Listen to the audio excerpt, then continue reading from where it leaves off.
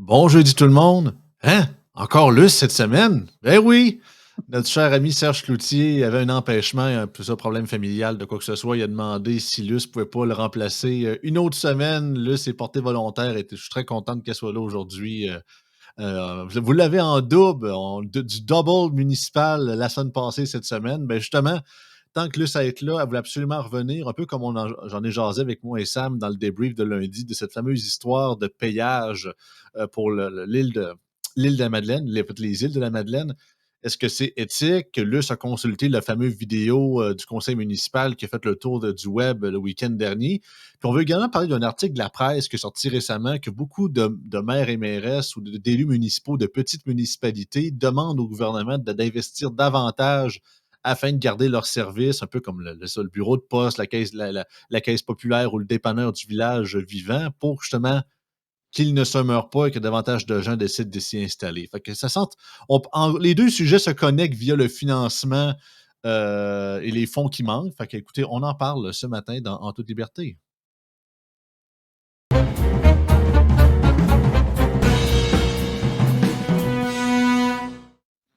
Allô, Luz? Bonjour Joey. Merci d'avoir accepté l'invitation de refiler pour Serge. Je pense qu'il va être très content. D'ailleurs, inquiétez-vous pas, on va laisser Luce tranquille la semaine prochaine. Serge devrait être de retour le jeudi, comme ça, on va pouvoir prendre son break. Déjà qu'elle est mairesse à temps plein. Écoute, merci beaucoup de ta participation encore cette semaine. C'est ça, ben regarde, d'abord, j'aimerais bien te laisser aller sur ce que tu penses de toute la situation entourant ce nouveau payage, si on peut dire, pour se rendre aux îles de la Madeleine, qui semble être basé derrière une question de manque de financement ou d'autofinancement des infrastructures touristiques.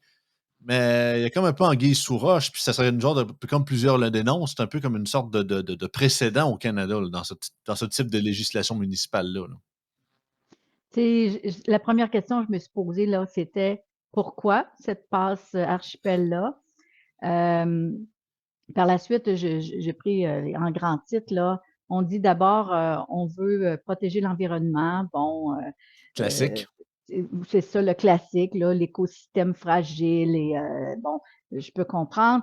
Atténuer la pression de la gestion des matières résiduelles. Plus que de visiteurs, plus qu'on a des matières résiduelles. Bon, ça va ensemble, mais Ils peuvent pas dire la défense des milieux humides, ils sont entourés d'océans.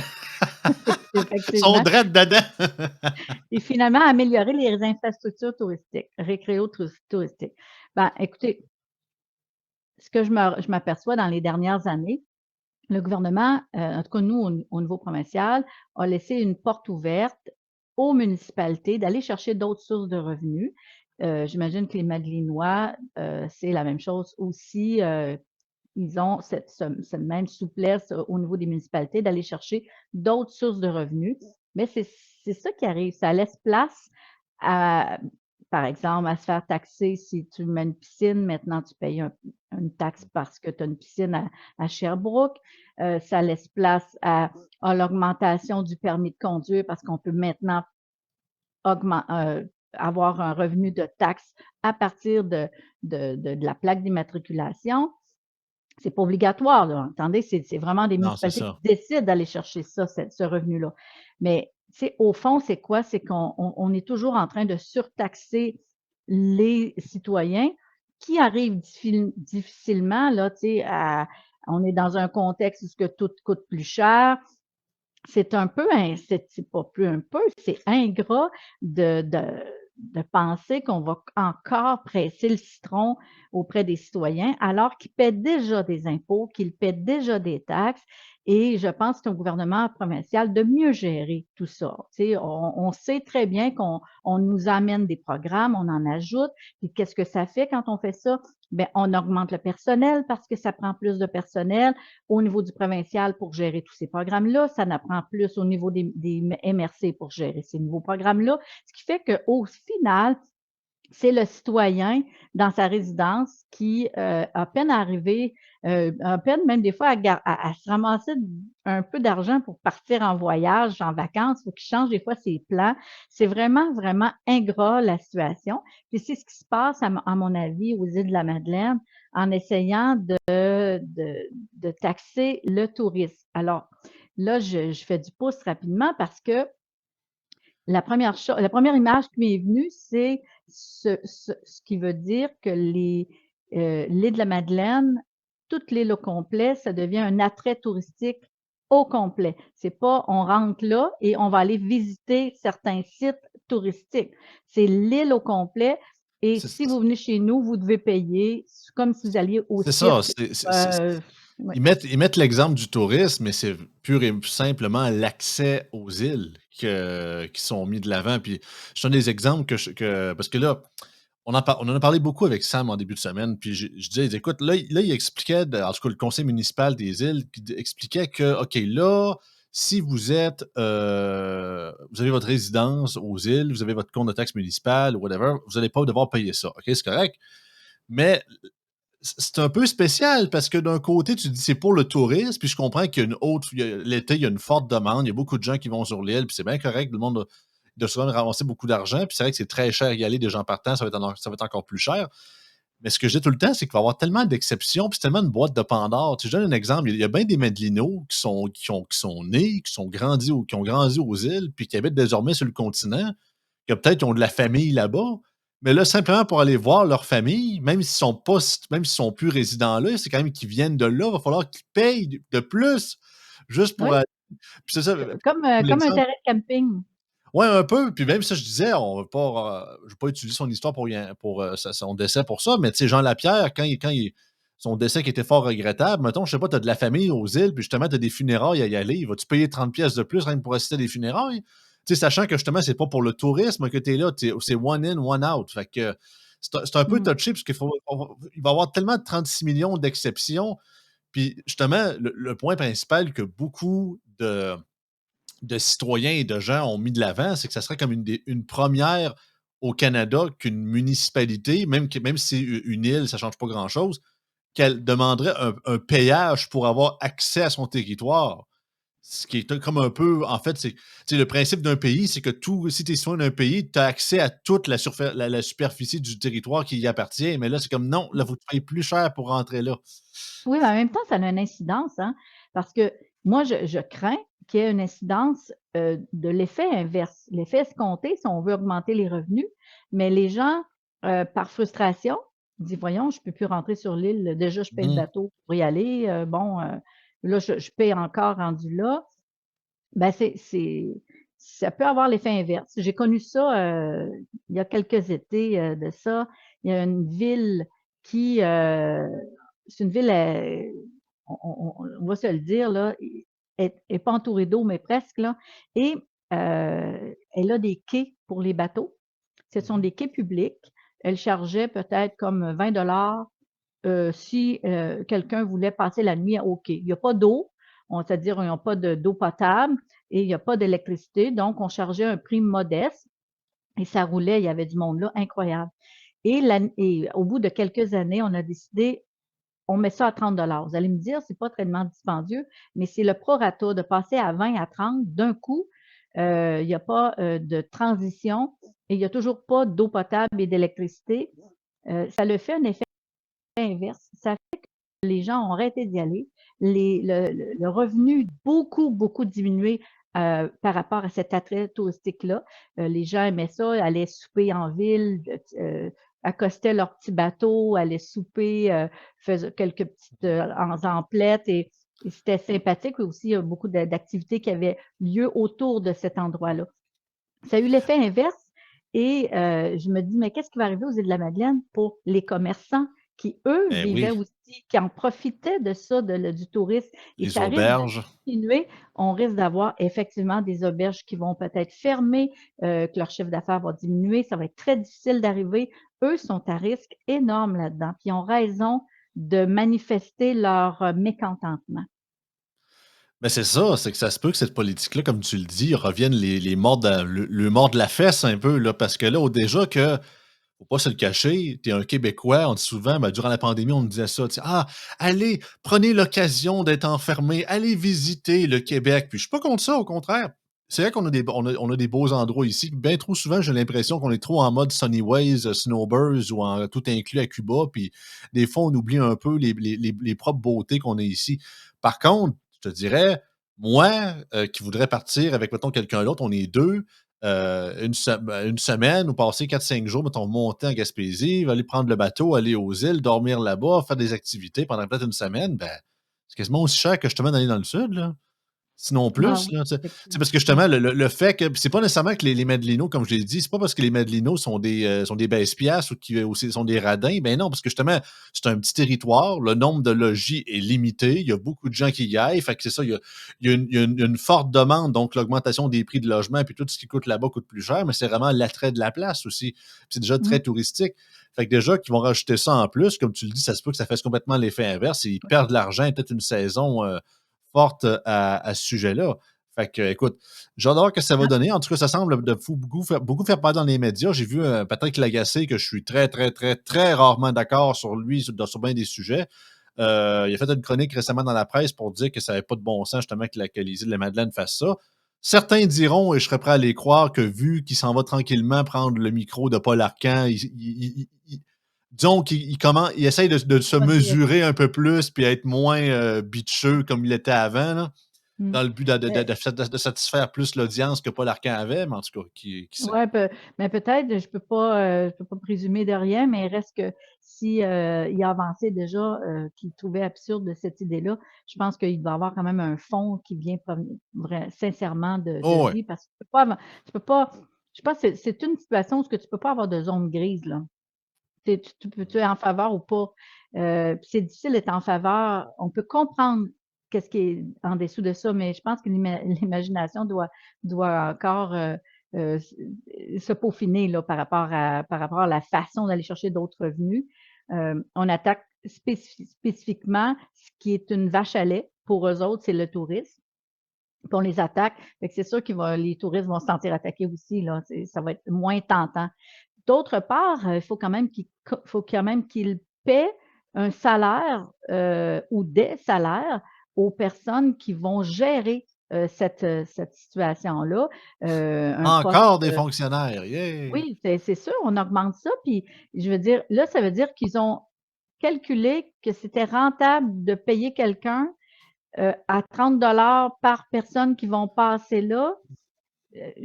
J'ai quand même des doutes. Je sais pas trop, Pour mais un, j'ai pas, pour je un connais pas maximum, je c'est crois, pas je pense que évident. pour des familles à plusieurs enfants, ça montait à un maximum de 100 $ par famille aussi. Tu sais, en gros, Oui, c'était pas oui, uniquement mais par ça tête en de pipe, prend mais quand beaucoup même, de là. familles pour payer, une personne, puis, une personne à temps plein. Je sais pas Mhm. si, comment vont le rémunérer, mais il reste que ça prend beaucoup de visiteurs quand même avant de faire des revenus.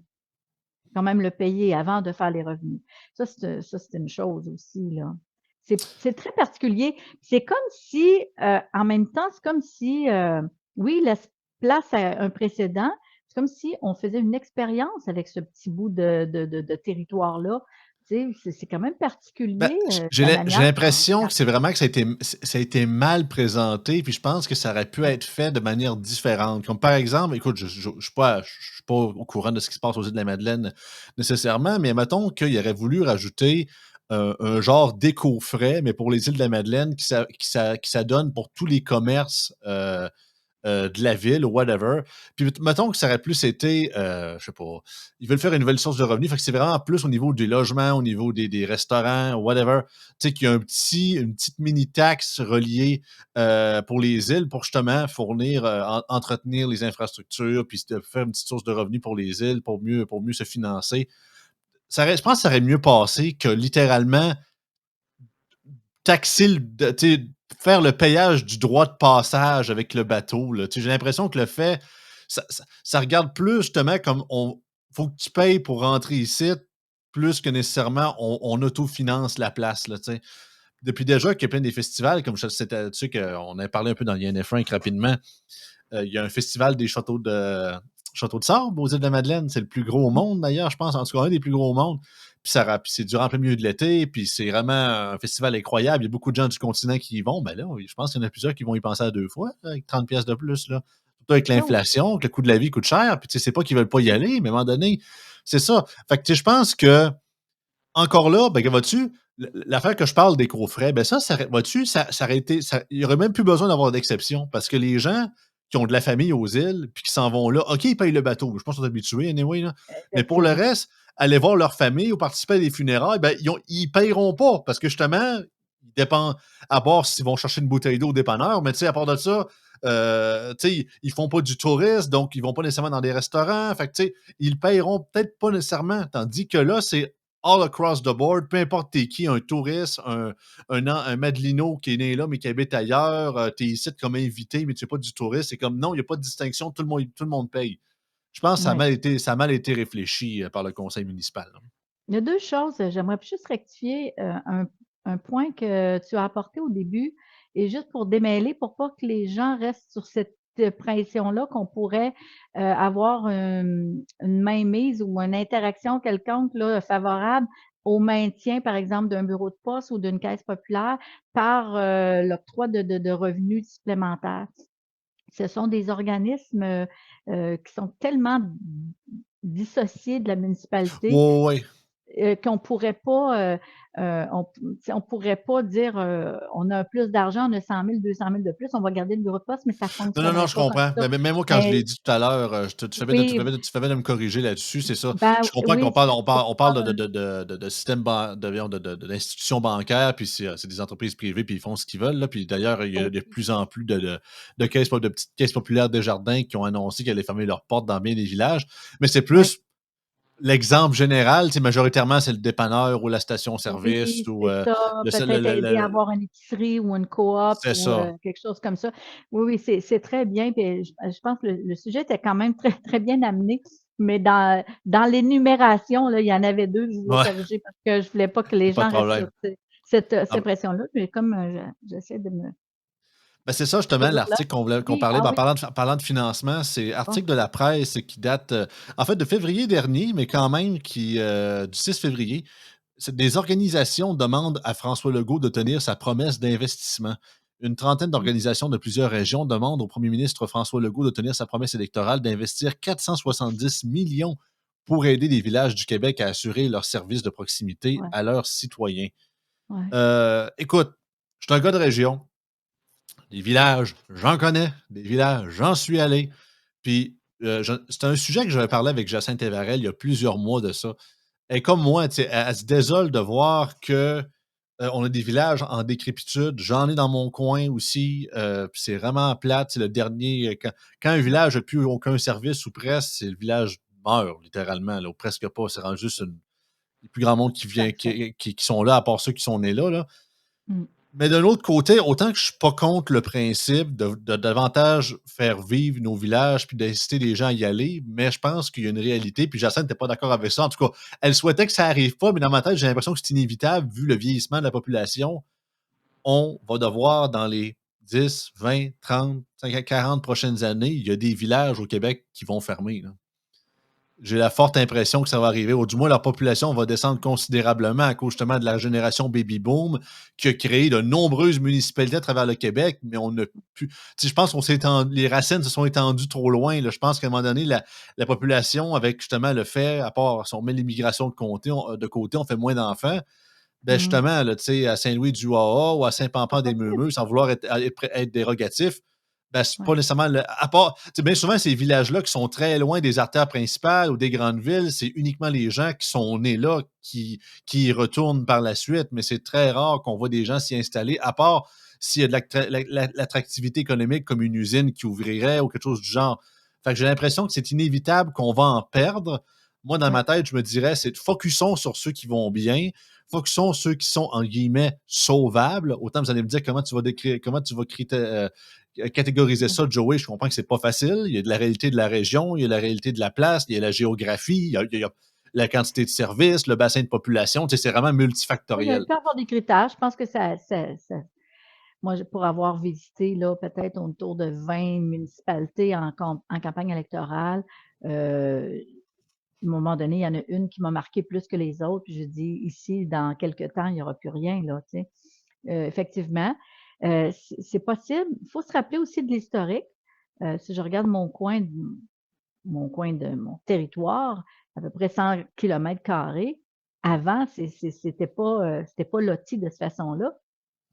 on avait une grande superficie et on s'aperçoit à un moment donné que les villages autour, les municipalités autour faisaient toutes partie du même territoire. Il n'y avait seulement qu'une appellation. Enfin, il y avait seulement qu'une municipalité, puis celle-ci, elle a été divisée. C'est pour ça qu'on voit aussi des cantons, hein, à travers ça.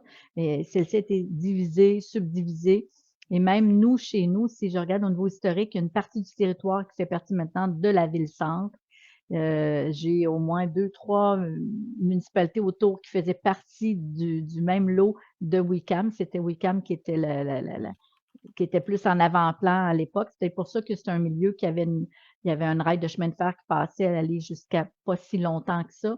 Il y avait, puis il s'est installé beaucoup d'industries plus fait que c'est pour ça qu'on est un village peut-être plus facilement sauvable, entre guillemets, par rapport à des petites communautés de 500 personnes. C'est Ben, je pas pense que c'est évident de vraiment un des maintenir les facteurs principaux, infrastructures. je crois, c'est vraiment justement, la proximité des grands centres et également la proximité avec les artères principales. Tu sais, comme moi, je viens de Chaudière-Appalaches, c'est l'autoroute 20.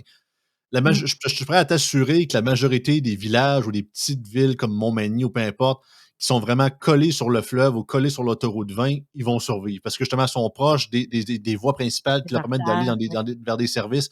Tandis Mm. que on prend un village vraiment collé sur la frontière américaine à peu près une demi-heure, 45 minutes, 1 heure de l'autoroute 20, comme Saint-Adalbert, où je sais qu'il y a des exceptions, comme pour ceux qui connaissent le coin, Saint-Pamphile, ils ont une grosse industrie forestière. C'est un village qui est très loin Oui, des grandes artères, mais ils ont une grosse productivité économique. Fait que c'est ça qui est oui, sauve. Et ils font c'est aussi ça. ils ont un poste frontière officiel avec la frontière américaine aussi. Fait que c'est du cas par cas, mais ça reste qu'il y en a plusieurs que justement, la géographie les avantage pas. Ça a été créé à l'époque à cause de telle industrie qui a fermé par la suite. Mm. Un peu comme Tedford Mines ou peu importe, qu'il n'y a plus de mine ou whatever. Autant que c'est. Il y a certaines. Je pense, comme je te dis, je pense qu'on est capable de garder la majorité, mais il y en a plusieurs, j'ai l'impression qu'il va falloir justement mettre le clé sous la porte. Puis encore là, c'est pas tout donné. Juste le premier, à partir de Montmagny, le premier village que tu pognes en montant, ce que j'appelle dans les hauts, là, c'est Notre-Dame-du-Rosaire. Notre-Dame-du-Rosaire, pourtant, c'est très proche, c'est le premier village en montant. C'est pas 4-5 plus loin, mais c'est un des plus en manque de vie depuis des années parce que justement, la majorité des services ont disparu. Chez très peu de gens, il n'y a pas nécessairement d'attrait économique là, il n'y a pas d'industrie qui est là non plus. Fait que les Il gens faut y quand même, habitent plus pour. Les terrains sont à une pièce là-bas, fait que c'est peut-être le seul avantage qu'il y a. ouais, Fait que ouais, pour essayer de s'installer là. ça dépend plein de trucs. Hein. Des fois, c'est juste Ouais. l'administration qui a mal fait sa job. Des fois, c'est un coup de malchance aussi, des fois. Fait que c'est un peu un genre de loterie, des fois, un peu. Là. Mais tu sais, on verra dans l'avenir qu'est-ce qui va se passer, mais autant que le provincial veut avoir des redevances fédérales, autant les municipalités veulent avoir aussi une redevance du provincial. Le provincial passe par les MRC. Les MRC gèrent à leur façon comment ils veulent na- le remettre aux municipalités. Ça, c'est un peu comme ça, c'est la partie pas facile parce que faut que tu récupères de l'argent en faisant des projets, puis des fois tu veux faire le projet, tu demandes la subvention à la MRC qui reçoit des sommes du gouvernement provincial. Mm. Mais là, il faut que la municipalité investisse autant qu'elle demande de l'argent. Mais à un moment donné, si on nous donnait 25 000, des fois, on ne s'endetterait pas de 25 000. Si c'est pour un projet de 50 000, on en ferait un plus petit projet, puis on ne s'endetterait pas, mais on ne peut pas le faire comme ça. Euh, c'est vraiment fait toujours pour faire dépenser la municipalité. C'est très difficile d'aller chercher des subventions sans que ça nous coûte un sou de plus. Puis par rapport au reste, ben, je dirais, à un moment donné, les routes, faut faire quand même les garder. Il faut que les cultivateurs se rendent Ben sur oui. leur terre. Il faut quand même, on veut passer, on va aller à un endroit X, là, je veux dire, d'un point A au point B. Il faut quand même que les routes, puis c'est ça qui coûte cher, hein. Mm. Faut entretenir les routes, puis ça coûte très, très cher. Fait que soit qu'à un moment donné, le gouvernement provincial dise, écoute, on gère toutes les routes, tu sais, ou, fédéral, peu importe, là. Mais on gère les routes, occupez-vous pas de ça. Puis oui, il va y avoir des villages qui vont peut-être s'éteindre, mais pas complètement, parce il y a des terres agricoles un peu partout, là. Fait que ça va être maintenu. Mais effectivement, tu sais, moi, je me dis, si on peut éviter autant que possible, puis d'essayer de garder la vie de quartier qu'on Ah oui, c'est connaît, sûr. tant mieux. Maintenant, je ne sais pas comment ça peut s'arrimer. Je trouve que en ce moment, il y a des Parce que c'est ça, dépenses parce que exagérées, puis c'est parce que c'est au ça, niveau c'est du qu'autant d'un financement. côté, si dans un monde parfait, j'aimerais ça qu'aucun de nos villages disparaisse, là. Tu sais, je trouve que ça fait Ouais, partie de notre patrimoine et tout, puis on veut ouais. les garder vivants. Mais d'un autre côté, on peut pas les garder un peu comme tout le reste où je parlais ce matin avec Jacinthe des sociétés de transport qui sont les déficits malgré qu'ils sont ultra subventionnés. Si on fait la même chose avec certaines municipalités, qu'on les tient debout uniquement par des fonds provinciaux ou fédéraux, puis ils vivent artificiellement, c'est pas mieux. Puis de l'autre côté, on peut pas nécessairement forcer une usine de s'établir dans chaque village du Québec, ça n'a pas de bon sens. Fait qu'à un moment Non, donné, effectivement, c'est ça. Fait qu'à un moment puis donné, faut que la liberté puisse remplir, là. mais il faut aussi que le gouvernement provincial aussi arrête d'imposer plein d'affaires aux municipalités, tu sais. C'est sûr, si là, on nous impose, mettons, le transport adapté, on doit assumer ça. C'est comme une tâche de plus, c'est de l'argent de plus. Fait que c'est ça, il faut faire attention. Je voulais aussi revenir parce qu'on a commencé le sujet avec les Madelinois.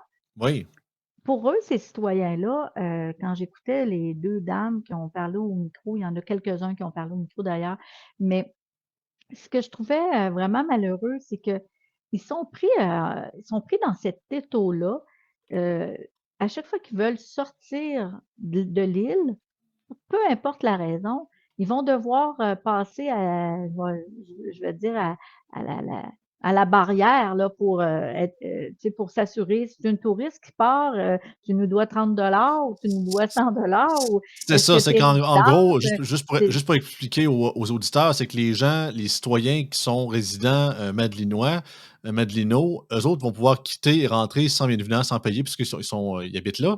Mais il faut quand même qu'ils présentent justement à la barrière, entre guillemets, une pièce d'identité comme un permis de conduire ou whatever. Fait que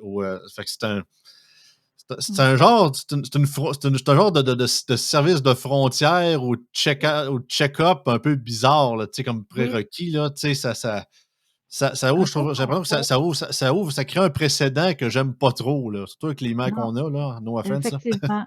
Puis en même temps, c'est que, imaginez, là, c'est comme ça, on nous présente ça, ça va coûter 30 $ ou 100.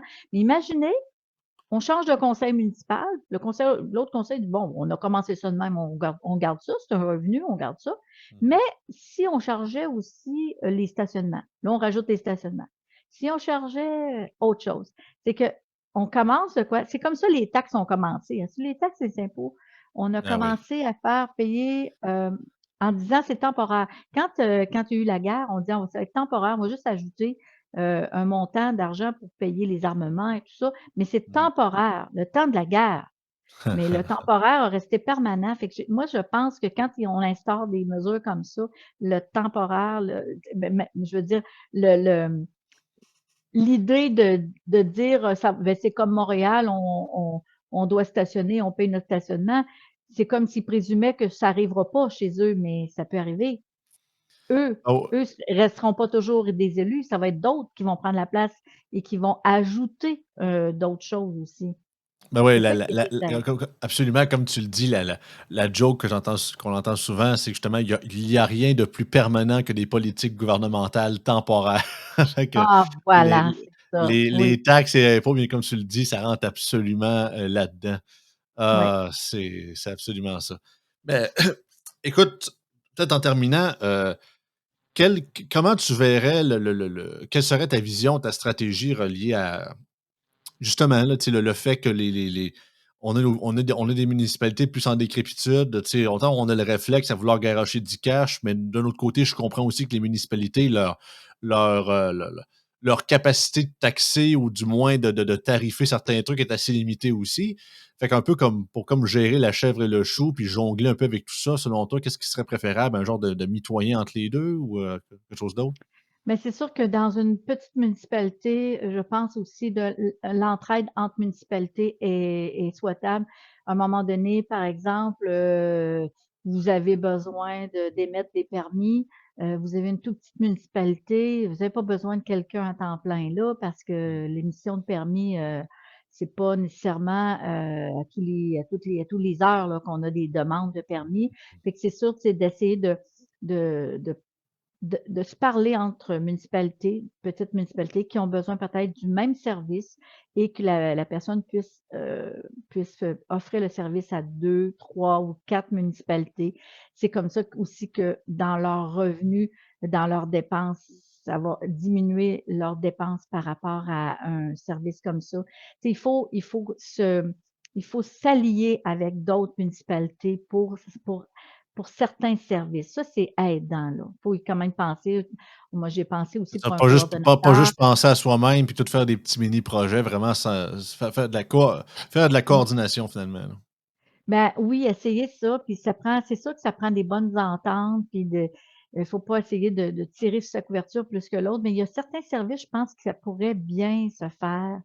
Mais puis aussi, c'est de revoir son budget. Est-ce qu'on doit dépenser autant?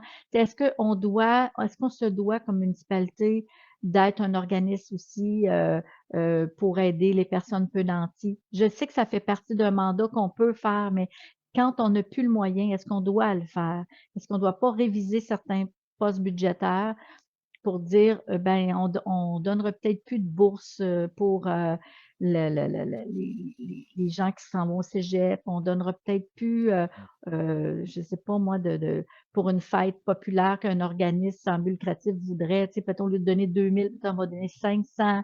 Tu sais, peut-être revoir un peu son budget parce qu'on est très généreux. Puis moi, je regarde le budget, des fois, je dis, on est généreux. Faut peut-être revoir ça. Puis j'ai même vu, moi, quand j'ai travaillé dans un bureau de député, puis on donnait moins aux organismes on peut donner ici dans la municipalité. Je vois la différence, OK. elle est flagrante. Mais c'est vraiment phénoménal comme distinction. C'est grand. Fait que, tu sais, je pense qu'il faut aussi revoir ça, puis vraiment pas avoir peur de s'unir avec d'autres municipalités. Écoute, je suis curieux de voir la suite. L'actualité va nous le dire si, justement je pense que ça a été très, très fortement médiatisé. Je pense qu'on n'a pas entendu parler des îles de la Madeleine comme ça dans les médias depuis plusieurs mois. Fait que je pense que ça risque de faire réagir l'administration plus sur place. Est-ce qu'ils vont corriger le tir? Est-ce qu'ils vont faire des Bruno Marchand d'eux autres mêmes puis d'aller de l'avant puis se contrefoutre de ce que le monde dise? C'est fort On est possible, dans mais ça, regarde, ouais, c'est ça. Ben, donc, tu as vu un peu son comportement envers les citoyens, là, monsieur, se faire rétorquer de manière. Parce que personnellement, puis je vais terminer là-dessus, pour ceux qui ont vu la vidéo des interventions des deux dames, autant qu'il y en a une qui insistait un peu plus, mais moi, je considère pas ça comme de l'incivilité. Moi, j'appelle ça du back and forth. Là, tu me lances, je te relance, tu sais, puis elle oui, a jamais oui. sacré après, elle a jamais fait d'attaque personnelle. Tu sais. Il Fait que semble si c'est très rendu ça, là, articulé. Oui, ouais. Fait que, tu sais, oui. que ça monte le ton, c'est normal. Mais si ça, c'est rendu de l'incivilité, ben là, vous avez la peau sensible, mes chers amis.